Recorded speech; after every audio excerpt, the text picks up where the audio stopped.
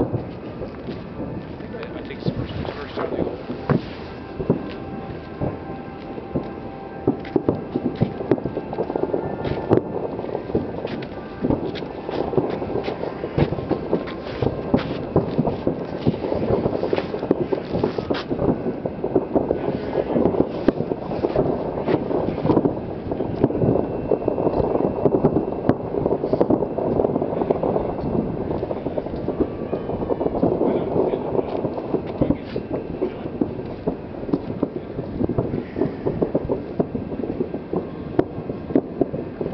Queen Mary is first in line, followed by Queen Victoria, and now entering the picture is Queen Elizabeth II.